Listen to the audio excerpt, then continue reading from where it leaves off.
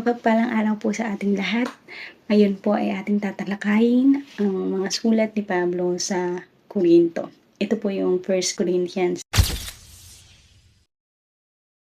Isinulat po ito sa isang komunidad na kilalang-kilala po ni Pablo. Ng unang panahon, ang Korinto ay isang pangunahing lungsod na may mga pier at maraming templo para sa mga Diyos ng mga Griyego at Romano.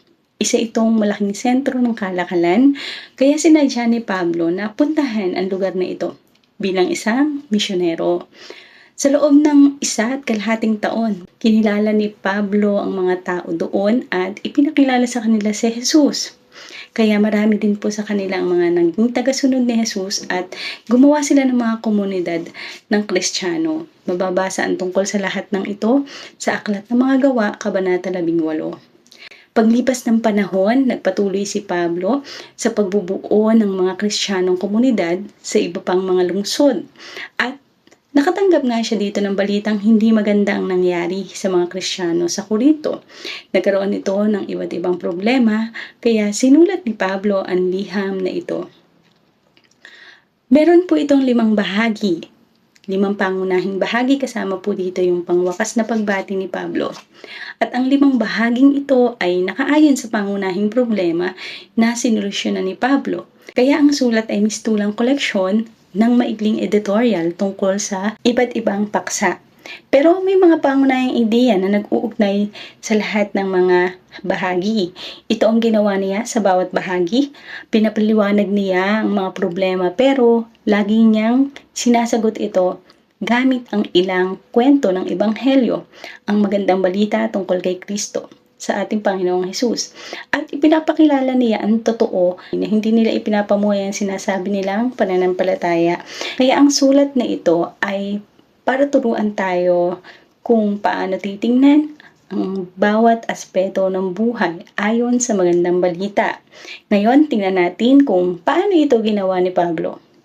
Sa Kabanata 1 hanggang 4, itinuwid ni Pablo ang nagkakasalungatang kaisipan ng mga taga-Korinto at pinasigla silang magkaisa. Sinabi ni Pablo na hindi mahalaga kung sino ang nagtanim o ang nagdidilig dahil ang Diyos ang nagpapalago. Ang problema ay tungkol sa pagkakampi-kampihan ng magkakaibang grupo ng mga Kristiyano. May ibang mga guro na dumating sa bayan mula nang umalis si Pablo. Ito ay sina Apolos at pagkatapos ay si Pedro. Nagkaroon ng mga tao ng paboritong guro at bumuo sila ng kanya-kanyang mga grupo para sa leader na yon. At dumating yung siniraan nila at binastos nila ang mga pumapabor sa ibang leader. Sinabi niya dito na ang samahan ng mga Kristiyano ay hindi contest kung sino ang sikat. Ang iglesia ay samahan ng mga tao habang si Jesus ang nasa sentro. Mga lingkod lamang ni Jesus ang mga guro at mga pinuno nito. Kahit na mas gusto ninyong isang leader kaysa iba, hindi ito dahilan upang magkawatak-watak o magkahiwa-hiwalay kayo at siraan ang bawat isa. Ang sentro ng samahan ng mga Kristiyano ay si Jesus lamang at ang magandang balita tungkol sa Kanya at kung ano ang mga ginawa niya. Sa Kabanata 5 hanggang 7, sinasagot ni Pablo ang ilang problemang may kinalaman sa sex. Ilan sa mga samahan ng Kristiyano ang may maling relasyon. Ang isang lalaki ay kinakasama ang kanyang stepmother at maraming iba pa ang sumasamba pa rin sa mga lokal na templo kung saan sinasamba nila dito ang mga Diyos-Diyosan at nakikipagtalik sa mga bayarang babaeng nagtatrabaho doon. Bukod pa dito, may mga tao pa sa iglesia na nagsasabing ayos lang daw to. Sinasabi nila malaya naman tayo dahil kay Kristo. Walang hanggan ang kabaitan ng Diyos. Diba, sabi nila. Pero pinagpapalagay nila na ayos lang yun. Pero para kay Pablo, hindi ito tama. Gamit ang Ebanghelyo, ipinakita niya kung bakit mali ang ganitong pag-iisip. Ayon sa kanya, tandaan ninyo, una sa lahat, namatay si Jesus para sa mga kasalanan natin. Kasama na ang mga nasilang pagsasama dahil sa maling relasyon. Kaya kung Kristiyano ka, dapat manatili ang sexual na kabanalan bilang isang paraan ng pagtugon para sa pagmamahal at kabutihan ni Jesus. Ipinapaalala rin sa kanila ni Pablo na kung paanong muling nabuhay si Jesus. Hindi naman ibabangon ang ating katawan mula sa kamatayan.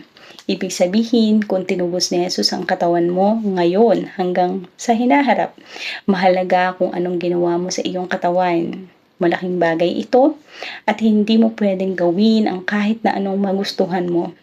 Napakahalaga at napakalinaw ng sinabi na Pablo, hindi pwedeng makipag-pormiso ang tagasunod ni Jesus, lalo na sa mga sexual na kabanalan. Dumako tayo sa kabanata 8 hanggang 10. Ang problema ay tungkol sa pagkain, pero hindi lang ito tungkol sa kung ano ang gusto mo o ano ang ayaw mong kainin. Ang problema ay iba-iba ang opinyon ng mga taga-Korinto tungkol sa karne na iniaalay nila sa templo ng mga Diyos, ng mga Griego at mga Hudyo. Magkahiwalay ang Hudyo at di-Hudyong Kristiyano sa kung paano sasagutin ang isyong ito. Muli binanggit ni Pablo dito ang ilang pangunahing idea mula sa Ebanghelyo. Para sa kanya, ang katapatan natin una sa lahat ay kay Jesus bilang Panginoon, hindi sa anumang Diyos-Diyosan. Ayon kay Pablo, kung ganito ang sitwasyon, huwag na lang kumain ng karne.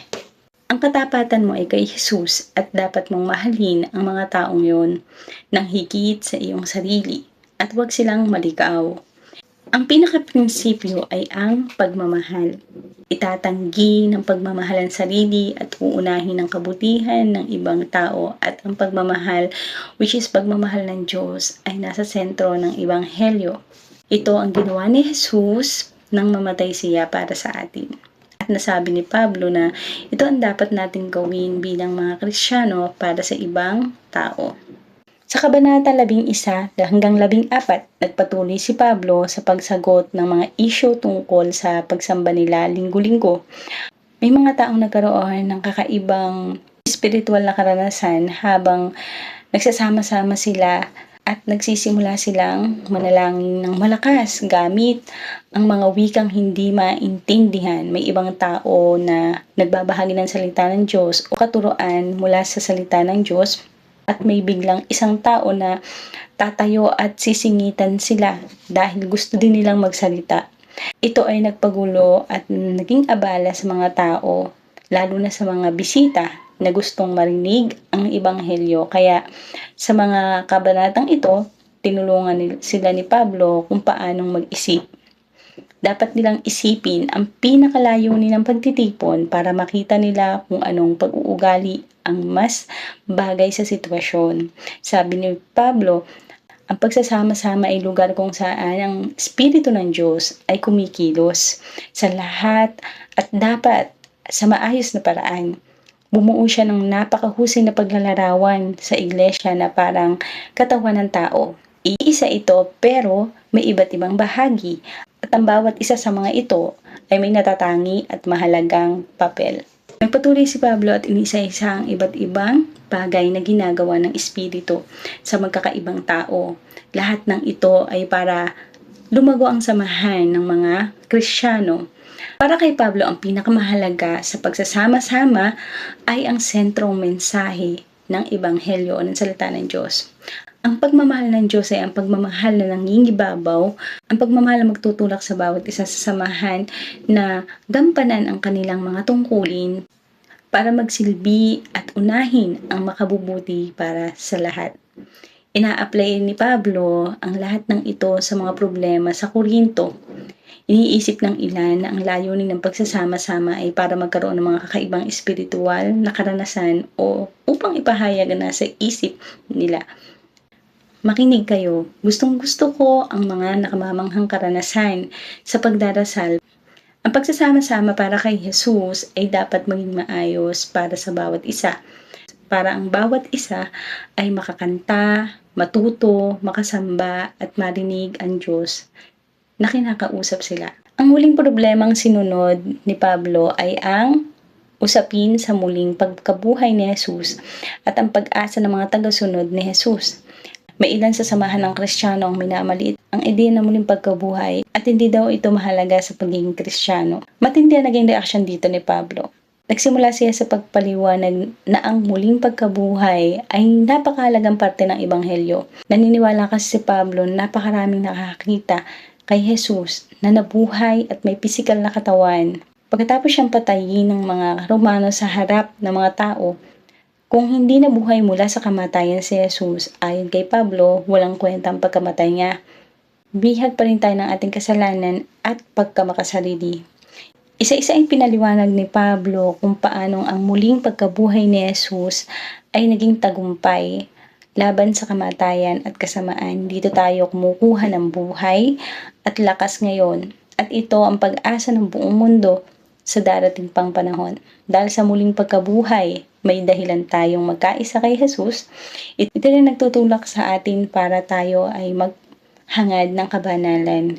Ito ang pinagmumulan ng lakas para mahalin ang ibang tao ng higit sa ating sarili. At panghuli, ito ang pag-asa natin para magtagumpay laban sa kamatayan. Kaya sinabi ni Pablo, naniniwala tayong binuhay si Jesus laban sa kamatayan. Ibig sabihin, ang Ebanghelyo ay hindi lang payo kung paano maging mabuti para sa personal na buhay espiritual. Pagpapahayag ito tungkol kay Jesus na nagbubukas ng isang bagong katotohanan tungkol sa buhay, at iyon ang unang sulat sa mga taga-Korinto. Tinitingnan ang bawat bahagi ng buhay sa pananaw ng magandang balita.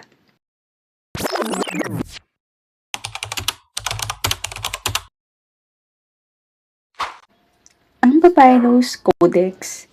Makikita rito ang isang pahina ng Papyrus Codex na tinatawag na P46. Ang ilang bahagi nito na Papyrus Chester Beatty II ay iniingatan ngayon sa Dublin, Ireland, at ang iba naman na Papyrus Michigan 6238 sa Ann Arbor, Michigan, USA. Ang pahinang ito ay nasa Chester Beatty Library sa Dublin. Ang codex ay pinaniniwalaang mula pa noong mga 200 CE. Mayroong itong 86 na pahina na medyo sira na, at bahagi ito ng isang codex na 104 ang pahina. Mababasa rito ang siyam sa mga liham ni Pablo. Minarkahan dito ang pamagat kung saan ang mababasa ay para sa mga taga-Korinto isa. Ang koleksyong ito ay patunay na noon pa man gumagamit ng mga iskriba ng mga pamagat para tukuyin ang mga aklat ng Biblia. Noong panahon ni Pablo, bagong lungsod pa lang ang Korinto. Winasa kasi ng mga Romano noong 146 BCE ang dating lungsod. Pagkalipas ng 100 taon, itinayong muli ni Julius Caesar ang Korinto bilang kolonya ng Roma. Hindi nagtagal, naging bahagi ito ng lalawigan ng Akaya. Pagdating dito ni Pablo noong mga 50 CE, isa na itong sentro ng kalakalan. Maganda ang lokasyon ng Korinto, kaya naging maunlad ito at mayaman. Itinayo ito sa kanluran dulo ng isang ismo o isang makitid na lupa na nagdurugtong sa peninsula ng Peloponnese at Gresya. Dahil dito, nakontrol ng Korinto ang 2 daungan sa magkabilang panig ng ismo, kaya naging ruta ng mga negosyante ang Korinto. Nakasalamuhan ng mga taga-Korinto ang mga naglalakbay mula sa iba't ibang bahagi ng imperyo ng Roma. Kaya naging pamilyar sila sa iba't ibang ideya. Malamang na pamilyar si Pablo sa agora o pamilihan ng lungsod. Mayroon din ditong hilera ng kolonada at gusali na halos lahat ng produkto ay binebenta sa mga tindahan, hindi lang mga kailangan sa mga araw-araw na gawain. Posibleng dito gumawa at nagbenta ng mga tolda sina Aquila at Priscilla kasama si Pablo, o posible ring sa ibang pang bahagi ng lungsod. Maraming taga-Korinto ang nagpupunta sa agora at may dumadaan din dito mga manlalakbay at negosyante, kaya magandang lugar ito sa pangangaral. Meron din ditong mataas na plataforma na tinatawag na bima o luklukan ng paghatol. Sa bima nagsasalita at nagbibigay ng hatol ang mga hukom. Posibleng dito dinala si Pablo ng mga Hudyo para humarap sa prokonsul na si Gallio. Malaki ang impluwensya ng relihiyon sa mga taga-Korinto. Sa daan papuntang Acrocorinth na isang matalik at mabatong burol, maraming makikitang templo. May mga ganito ring gusali sa paligid ng agora. Para ito sa iba't ibang Diyos gaya ni Kapalaran, Apollo at Aphrodite. Makikita malapit sa agora ang isang bato na may inskripsyon. Mababasa dito ang pangalan ng opisyal ng gobyerno na si Erasto. Sa liham ni Pablo na isinulat niya habang nasa Korinto, isinama niya ang pagbati ni Erasto na isang ingat yaman ng lungsod. Posibleng siya ang Erasto na nasa inskripsyon. Kitang-kita sa lungsod ang malaking teatro nito. Mahigit 15,000 katao ang pwedeng magkasya dito. Sinulat ni Pablo sa mga taga-Korinto na siya at ang iba pang apostol ay naging panoorin ng buong mundo. Posibleng nasa isip niya ang teatro kung saan kitang-kita ng mga manonood ang mga nasa entablado. Nagawa ni Pablo ang kailangan niyang gawin sa Korinto. Nakapagtatag siya ng mga kongregasyon doon at posibleng sa katabing lungsod din ito ng Cenchrea.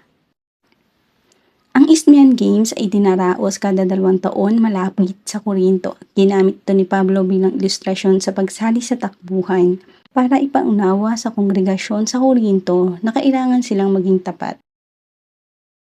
Sa unang liham ni Apostol Pablo sa mga taga-Korinto, binanggit niya ang mga atletang nagsisikap para tumanggap ng isang koronang nasisira. Posibleng ang tinutukoy ni Pablo ay ang premyo ng mga nananalong atleta sa palarong Isthmian. Ginaganap ang mga palarong ito malapit sa Korinto. Nang isulat ni Pablo ang liham niya, malamang na ang mga korona ay gawa sa dahon ng pino, pero may ilan ding gawa sa dahon ng celery. Pareho itong madaling masira. Pinapakita nito ang pagkakaiba ng panandaliang kaluwalhatian na tinatanggap ng mga atleta at na walang hanggang kaluwalhatian na tatanggapin ng mga hinirang na Kristiyano na mamamahalang kasama ni Kristo.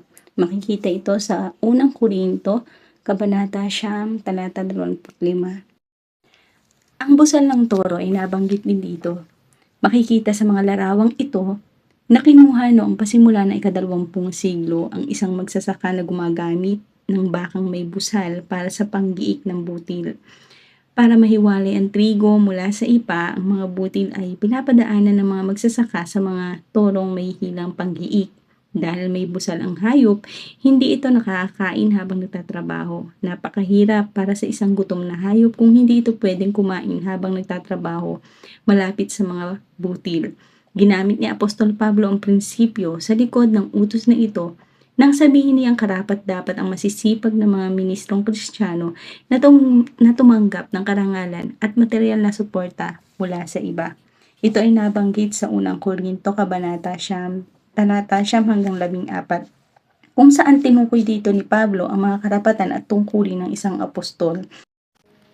Sa bagong tipan, mas maraming payo at turo ang ibinigay ni Pablo sa mga miyembro ng simbahan sa Korinto kaysa sa alinmang bahagi ng kanyang pinuntahan. Katunayan, ang 2 sulat ni Pablo sa mga taga-Korinto ay bumubuo sa isang kaapat o 1/4 ng lahat ng mga natagpo ang isinulat ni Pablo. Nalaman natin sa mga unang Korinto na ipinaliwanag ni Pablo na tinupad na ni Jesucristo ang batas ni Moises. Binigyan din ni Pablo ang kahalagahan ng pagtupad sa mga utos ng Diyos na nasa ilalim ng kautusan ni Kristo upang matanggap ang pagpapala ng kaligtasan sa pamamagitan ng Ebanghelyo o ng magandang balita. Ito po ang kabuuan ng aking report sa unang sulat ni Apostol Pablo sa mga taga-Korinto. Maraming salamat po sa inyong pakikinig at patuloy po ang papuri at pasasalamat sa ating Panginoon. Maraming salamat po sa inyong pakikinig. God bless us all po.